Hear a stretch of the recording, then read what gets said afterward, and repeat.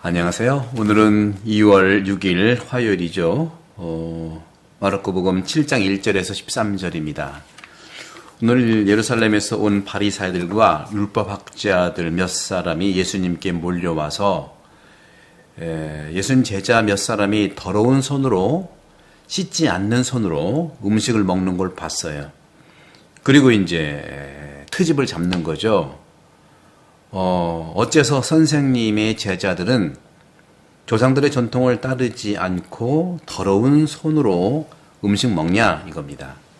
우선 이거 하나를 한번 생각해 보도록 하시죠. 그런 점에서도 우리가 이제 이런 부분들이 상당히 구약 성경과 신약 성경 그리고 오늘날에도 관련이 있죠. 부정한 손으로 음식을 먹는다 그거예요. 그래서 그런지 이 유대인들은 중세 때 패스트에 걸리지도 않았죠. 잘 손을 항상 씻기 때문에.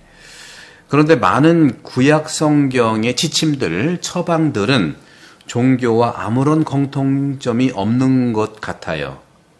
위생학적인 측면, 다시 말해 식사 전에 손을 씻는 것은 위생학적인 관점에서 의심할 여지 없이 모두 유용하고 정말로 위생적이죠.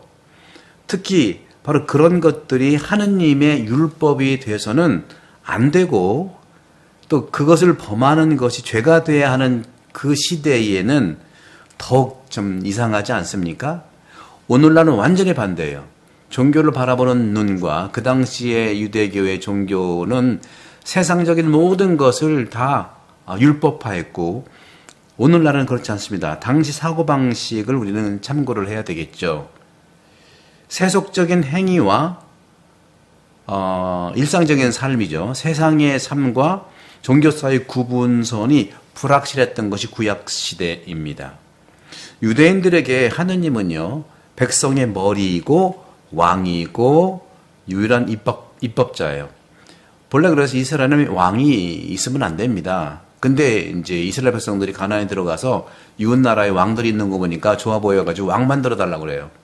근데 하느님께서 만들어주긴 하지만 너희들 분명히 일 터진다. 인간은 그렇게 완전하지 못해. 그러면서도 왕을 만들어주면서도 그 힘든 경험을 많이 하지 않습니까? 그런 점에서 유대인들은 황제의 것과 하느님의 것을 구별하지 않았어요. 마태오복음 22장 21절에 특별히 잘 나타나죠. 모세의 율법에 기록된 모든 것은 말 그대로 종교적인 것으로 간주했어요. 그러니까 모든 것은 종교화된 것이 구약입니다. 그런데 오늘날 조금 전에 말씀드린 것처럼 우리는 정반대예요. 정반대에 정말 과잉 상태에 빠져있는 모든 것이 종교와 무관해. 종교는 그냥 기도만 해야 되는 거예요. 정치에 참여해서도 안 되는 거죠. 뭐 종교는 정말 축소지향적 아주 작게만 기도와 전례뿐이고 나머지는 모두 세상 일이다 이거예요. 그러니까 종교는 그런 데 관심 쓰면 안 된다는 겁니다. 잘못된 겁니다. 이러한 점에서 이스라엘의 양보는 타당해요. 모든 것이 율법화된 것도 이제 이스라엘 백성들이니까 그렇게 하겠습니다만은 그런 점에서 이 차원에서 보게 되면 결국에는 종교적 태도라고 하는 것은 그것이 하는 모든 일, 심지어 일상생활에 입증된 결과까지도 깊이 관여해야 되는 거예요. 통과해야 되는 겁니다.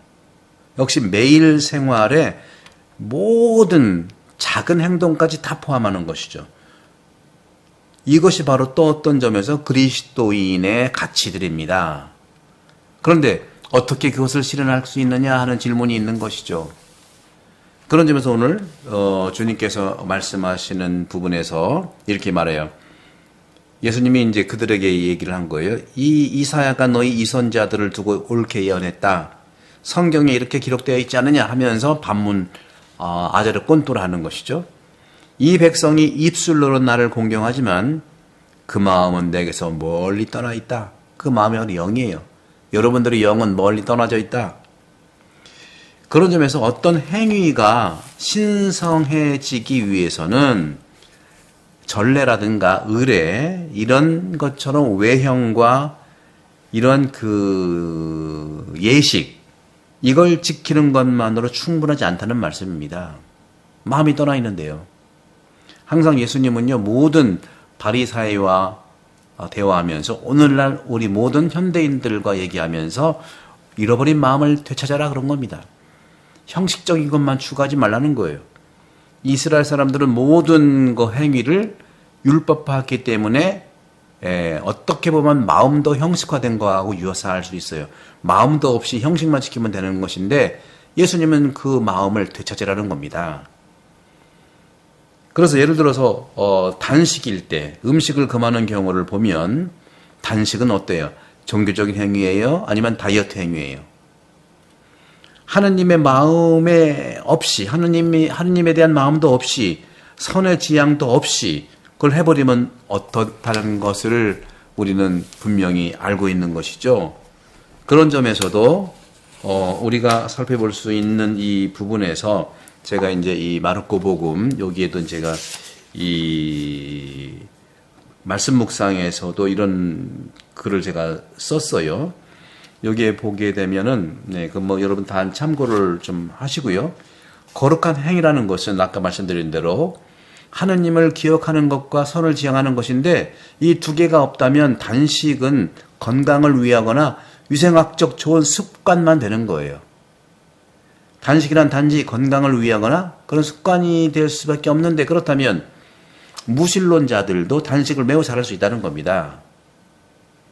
예수님은 바리사이가 지키는 법에 대한 마음, 내적 정신이 부족하다고 말씀하는 겁니다. 그리스도인들은 행하는 모든 것에서 하나님을 기억해야 되는 거예요. 또 선을 지향해야 되는 것이죠. 이 두 가지. 먹을 때 특히 그렇습니다. 바울 사도께서 이렇게 말씀하시죠. 고린도전서 10장 31절. 우리가 미사 때에 항상 그러잖아요. 주님께서 이를 기억하여 행하여라. 이것은 하느님을 지속적으로 기억하는 것이고 그럴 때 일상의 모든 일은 거룩하게 된다는 그런 말씀입니다. 이것이 바로 예수님께서 강조하신 오늘 복음의 강조점이라고 말씀드릴 수 있겠어요.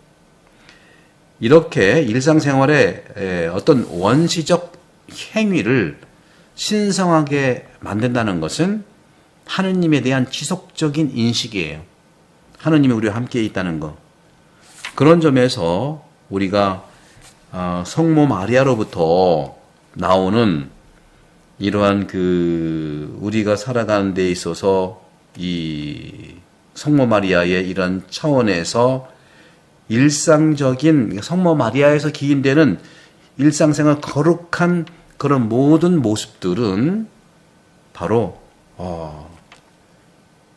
어떻게 모든 어머니들이 자녀들에게 헌신하는 것을 보여주는 것이죠. 하지만 이 어린이는 마리아의 아들은 하느님의 아들이라는 것이고 모든 그의 생활 자체가 전례이고 또 신적인 봉사.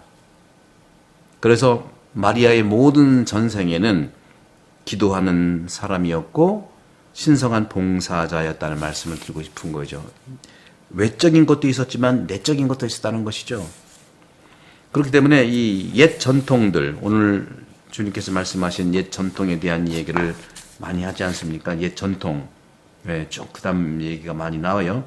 너희는 이렇게 너희가 전하는 전통으로 하느님의 말씀을 폐기하는 것이다. 너희는 이런 짓들을 많이 한다. 전통 때문에.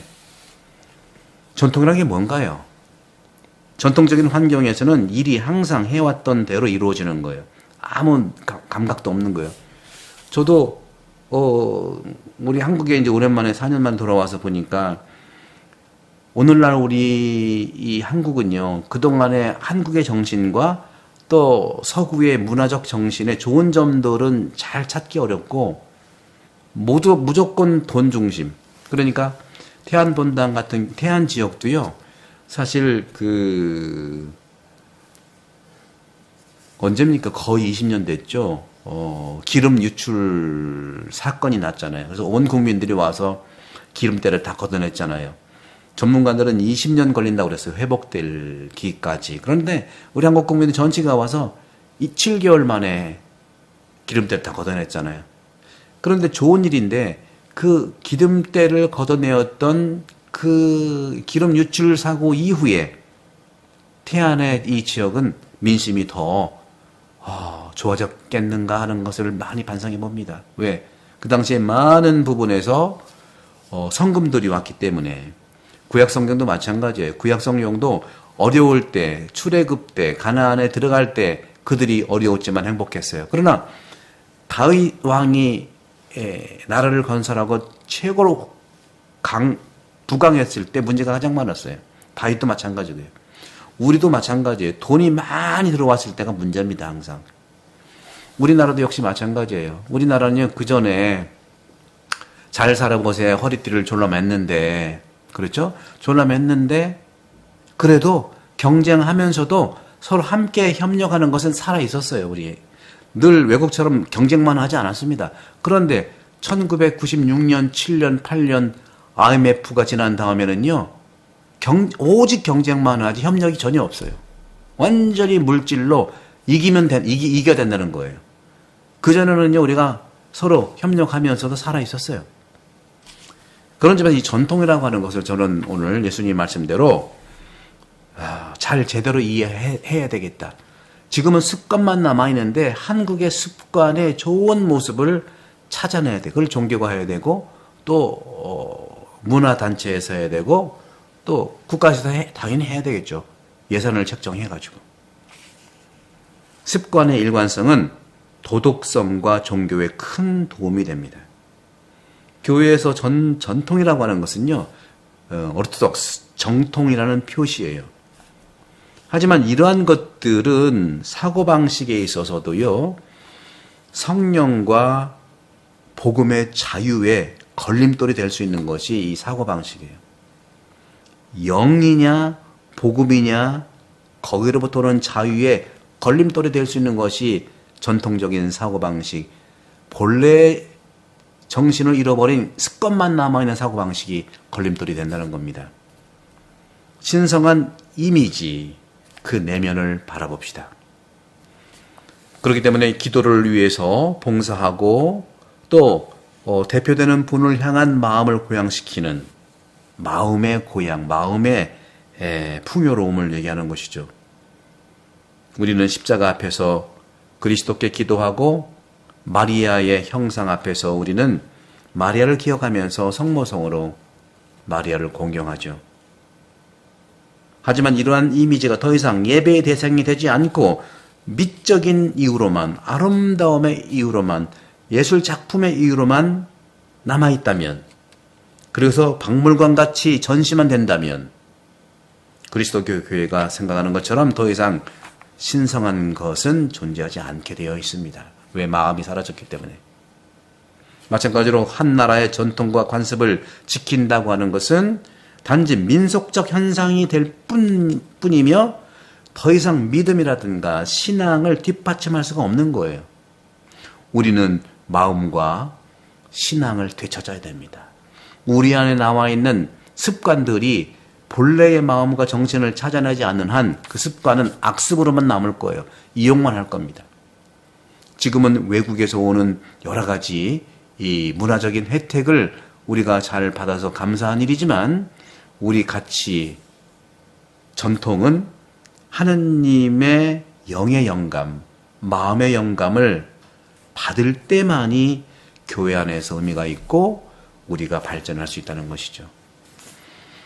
형식이냐 마음이냐 둘 다 필요해요. 하지만 지금은 마음을 많이 잃어버렸기 때문에 그 형식 속에 마음을 되찾는 그러한 예수님의 가치를 가지고 구독 선교 많이 부탁드립니다. 5,000명 구독자가 되셨는데 어떤 것을 제가 여러분께 해드릴까 지금 기도 중에 있는데 여러분 혹시 저한테 혹시 바라는 점이 있다면 댓글로 남겨주시면 참고하겠습니다. 감사합니다. 성부와 성자와 성령께서는 여러분 모두로 강복합니다. 감사합니다.